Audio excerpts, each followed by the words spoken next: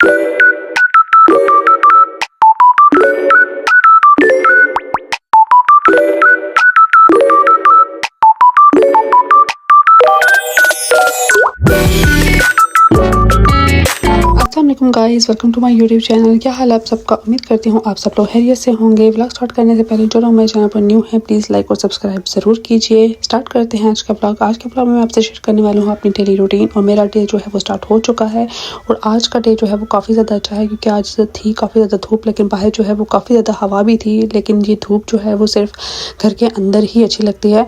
घर के बाहर जैसे ही जाते हैं तो उसी तरह बहुत ज़्यादा ठंड चल रही है आजकल जापान में, और इतनी ज़्यादा हवा है कि बिल्कुल भी पूछे मत कि क्या हालत होती है बाहर जाने से।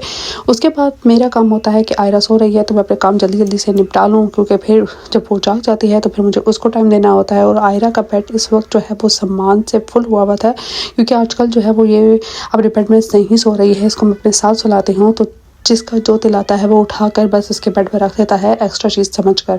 सो सुबह उठ के सबसे पहले इसके बेड की मैं सही से क्लीनिंग करती हूँ, हर चीज़ को अपनी जगह पर रखती हूँ। सब लोग अपने कपड़े अपनी चीज़ें उठाकर बस यहीं पर रख देते हैं, लेकिन फिर उसके बाद मैंने इसको सारा कंप्लीट किया, इसको अपनी अपनी जगह पर तमाम चीज़ें सेट की, उसका बेड मेंटेन किया।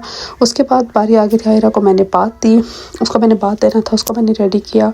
और यहाँ पर मैं कुछ क्लिप शेयर करूँगी आयरा के फर्स्ट मंथ कंप्लीट होने के। जब वो फर्स्ट मंथ की हुई थी तब जो है वो मैंने उसका फ़ोटोशूट किया था, वो भी इस व्लॉग में मैं आपके साथ शेयर करूँगी। और यहाँ पर अब बारी आ गई थी आयरा को बात देने की। ये जाग गई थी तो मैंने बाकी काम छोड़कर सबसे पहले इसको उठाया। मैंने सोचा पहले इसका काम कंप्लीट करने के बाद इसको फीड करवा के सुला दूँगी और बाकी के तमाम काम जो है वो बाद में निपटा लूँगी। यहाँ पर मेरी बेटी हो गई थी बिल्कुल फुल रेडी। और उसके बाद नेक्स्ट में आपके साथ जो वीडियो शेयर कर रही हूँ, ये इसका फर्स्ट मंथ जब कम्प्लीट हुआ था तब मैंने इसका शूट किया था। तब मैं व्लॉग बनाना भूल गई थी, सो यहाँ पर इसको मैंने जस्ट ऐसे ही एडिट कर दिया। और मैंने भी की थी अपनी बेटी के साथ फुल कम्प्लीटली मैचिंग, क्योंकि मैंने सोचा मेरी बेटी रेड पहन रही है तो क्यों ना मैं भी रेड ही पहन लूँ।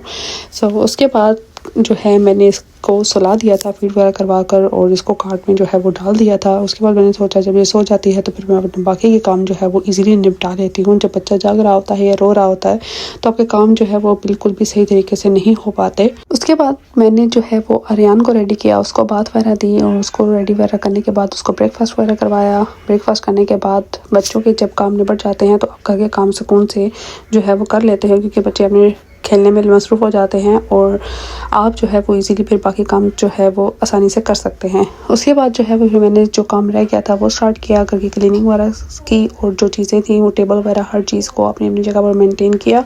आर्यन को स्कूल से हर तरह की एक्टिविटीज़ जो करवाई जाती हैं उसके बाद कुछ दिनों के बाद उसको घर पर दे दिया जाता है। जो एक्टिविटीज़ स्कूल में होती हैं वो सब के सब जो है वो आपको घर पर दे दी जाती हैं, घर पर आप अपने लिए संभाल कर रख लेते हो। अब इतनी ज़्यादा आर्यन की चीज़ें हो गई हैं कि अलमारी में अब बिल्कुल भी जगह नहीं रही है। सो यहाँ पर उसका टेबल, उसका स्कूल बैग, उसकी बुक्स, हर चीज़ को अपनी अपनी जगह पर मैंने सेट किया, क्योंकि बच्चे जब चीज़ें इस्तेमाल करते हैं तो हर चीज़ इधर उधर बिखरी होती है, और जब चीज़ें बिखरी होती है तो मुझे बिल्कुल भी आराम नहीं आता।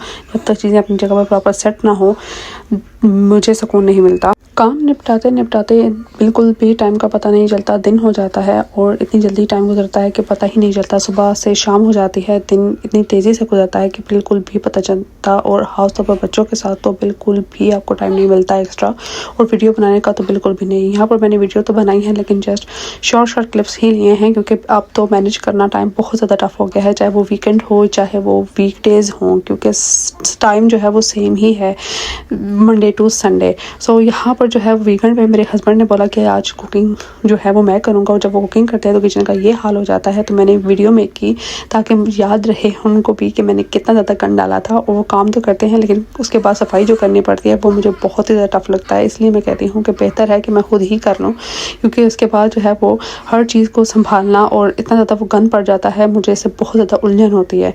सो उसके बाद मैंने जल्दी से जो है वो ट्रांजिशन वाली जो है वो क्लीनिंग की, और क्योंकि इतनी ज़्यादा वीडियो जो है वो बनाओ और काम करो और बच्चों को देखो तो बहुत ज़्यादा टफ हो जाता है, इसलिए जल्दी जल्दी में शॉर्ट क्लिप्स जो है वो मैं बस ले रही थी। और यहाँ पर सारी क्लीनिंग जो है वो मेरी डन हो गई थी। किचन मैंने नीट एंड क्लीन कर दिया था, शीट्स भी मैंने नहीं डाली थी। और कुछ दिन पहले जो है आयरा का चेकअप करने के लिए सिटी हॉल से लेडी आई थी और आयरा का घर पर चेकअप हुआ था और ये क्लिप मैंने बस ऐसे ही जो है वो ले लिया था जब वो उसका चेकअप कर रही थी। और यहाँ पर गवर्नमेंट वाले जो होते हैं वो आफ्टर डिलीवरी 1 और 2 मंथ के अंदर आपके घर पर आते हैं, प्रॉपर चेकअप करते हैं, बच्चों को देखते हैं घर पर कैसे रहते हैं, हर चीज़ उसकी प्रॉपर चेक होती है और ये आपको एज अ गिफ्ट देते हैं। और डायपर, राइस, वाइप्स वगैरह थे और छोटी मोटी चीज़ें थी और ये एज अ गिफ्ट आपको दे दिए जाते हैं। और उसके बाद ये वेलकम बेबी का कार्ड था। उसके बाद हॉस्पिटल में जो 1 मंथ के बाद आपका चेकअप होता है वहाँ पर भी आपको एज अ गिफ्ट बेबी के लिए मिल्क दिया जाता है और मदर्स के लिए टी। और जब मैं हॉस्पिटल से डिस्चार्ज हुई थी तब भी उन्होंने कुछ चीज़ें मुझे एज अ गिफ्ट दी थी। और यहाँ पर मैंने बनाई थी समोसा चाट और समोसे जो है वो मैंने रेडीमेड ही मंगाए थे। उसके बाद सर्दी काफ़ी ज़्यादा है और मैंने बनाया था चिकन सूप। घर के कामों के साथ साथ किचन के कामों को भी साथ साथ मैनेज करना पड़ता है, कुकिंग भी साथ साथ चलती रहती है। और यहाँ पर जो है वो मैं शेयर कर रही हूँ कि मुझे हॉस्पिटल से जब मैं डिस्चार्ज हुई तब क्या मिला था। तब मुझे ये उसमें से सबसे अच्छी चीज़ जो है वो ये लगी थी कि ये इसमें पूरा आपको डिटेल दी थी कि इसको कैसे आपने यूज़ करना है, कहाँ लगाना है। आप स्टॉलर के साथ लगा सकते हो, बच्चे के बाजू में भी लगा सकते हो। जब आप कहीं घूमने जाओ, क्राउड हो, तो आप अब उनके नेम और आगे फ़ोन नंबर भी लिख सकते हैं ताकि आपका बच्चा जो है वो अगर गुम हो तो आपको ईजिली अगर किसी को मिलता है तो वो आपसे कॉन्टैक्ट कर लेता है। उसके बाद यहाँ पर मुझे कुछ स्कॉच ब्राइट मिले थे, बच्चे का दूध मिला था और ये क्लीनिंग के लिए स्कॉच ब्राइट थे और इतने सारे पेपर्स थे, पूरी डिटेल्स थी कैसे मैनेज करना है, कैसे बच्चे की केयर करनी है, खुद अपनी केयर कैसे करनी है। और उसके बाद रात के खाने में मैंने बनाई थी बिरयानी। तो नेक्स्ट डे जो है मुझे रिसीव हुए थे मेरे पार्सल्स जो कि अली एक्सप्रेस से मेरा फर्स्ट एक्सपीरियंस था। फर्स्ट टाइम मैंने शॉपिंग की थी और 3 चीज़ें ही मंगवाई थी जस्ट चेक करने के लिए कि यहाँ पर डिलीवरी होती है या नहीं होती है, लेकिन 3 चीज़ें जो है वो मिल गई थी। और एक वॉच मैंने ऑर्डर की थी और साथ में मुझे वो वेट करने वाला था वो किया। और साथ जो है वो मैंने एयरपोर्ट किए थे चेक करने के लिए कि इनकी क्वालिटी वगैरह कैसी है और इनका एक्सपीरियंस शॉपिंग का कैसा रहा है। सो ये मैंने चेक करना था, फर्स्ट टाइम ही ऑर्डर किया था वहाँ से। सो काफ़ी ज़्यादा अच्छा ही रहा है, लेकिन हर चीज़ उन्होंने अलग अलग डिलीवर की थी, एक साथ नहीं की थी। और लास्ट में सब कामों से फ्री होने के बाद मैंने अपने लिए बनाई थी मिल्क टी।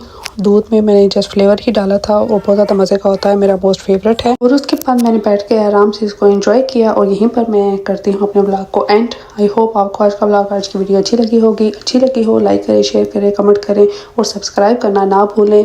इंशाल्लाह आप लोगों से मुलाकात होगी नेक्स्ट ब्लॉग में। अपना ख्याल रखिएगा, दुआ में याद रखिएगा। Bye bye, take care and अल्लाह हाफिज़।